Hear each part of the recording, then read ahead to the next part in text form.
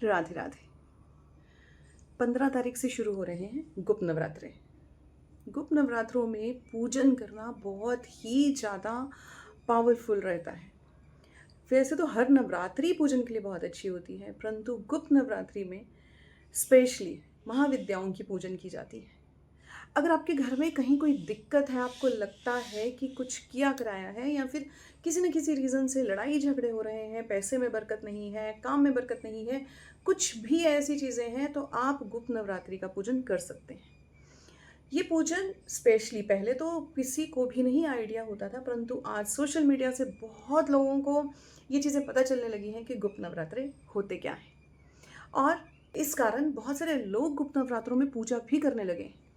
तो अगर आपके घर में किसी भी तरह की कोई भी दिक्कत है, तो आप ये नवरात्रि में पूजन कर सकते हैं।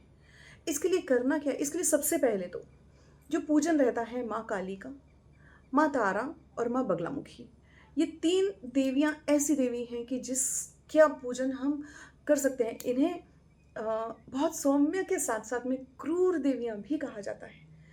अगर किसी का कोई बहुत ही ज़्यादा प्रॉब्लम है, कोई शत्रु ख़त्म ही नहीं हो रहे हैं, प्रॉब्लम पे प्रॉब्लम आप पे क्रिएट किए जा रहे हैं, तो उसके लिए ये देवियाँ, ये जो पूजन है, ये जो गुप्त नवरात्रि है या देवियों का पूजन, उसके लिए बहुत ही ज़्यादा शुभ है। पहले दिन आपको करना कैसे है ये पूजन? सबसे पहले तो आप अपने हाथ में जल लें और उसमें संकल्प लें, अपना नाम, अपना गोत्र, अपना स्थान, अपने पिता का नाम, ये सारी चीज़ें करने के बाद में, संकल्प लेने के बाद में आप भैया से ये चीज़ प्रार्थना करनी है कि मेरे को ये प्रॉब्लम है, आप इस प्रॉब्लम का, जो भी आपकी प्रॉब्लम है वो आपने बतानी है और उस आपने कहना है कि सोल्यूशन कर दें उसको, ये ख़त्म कर दें आपके जीवन से, ये वाली प्रॉब्लम को ख़त्म कर दें। और उसके बाद में आपने क्या करना है, कहते हैं कि गुरु के मंत्र दिए बिना पूजन नहीं होता।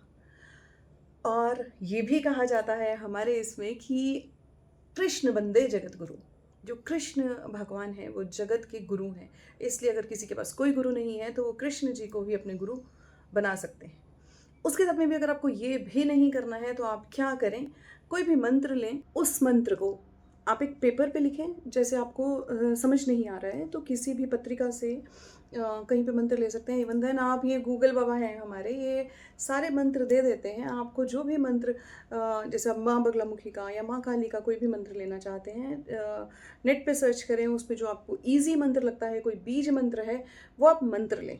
और मंत्र लेने के बाद उसको एक पेपर पर लिखें। पेपर पर लिखने के बाद में मैया के आगे रख दें एक नारियल, मैया का श्रृंगार, और उसके ऊपर कुछ पैसे रख के कुछ मीठा रख लें। जैसे मतलब उस दिन आप उन्हें अपना गुरु धारण कर लें।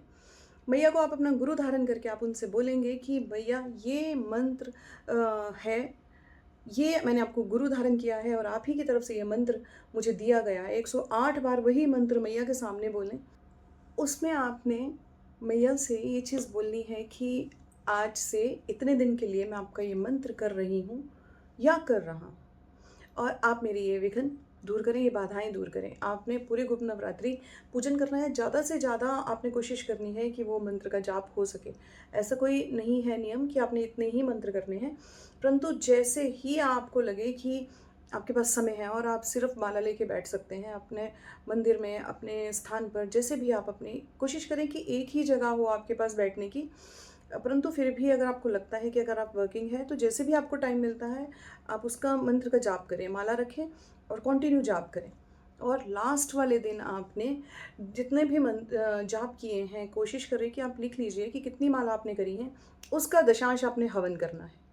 और हवन करने के बाद में ऐसे प्रार्थना करनी है कि जो भी आपने पूजन किया है, उसमें कोई भी अगर कोई त्रुटि हो, कोई भी गलती हो, तो उसे क्षमा कर दें और हम मेरे इस व्रत को स्वीकार करें, मेरे इस पूजन को स्वीकार करें।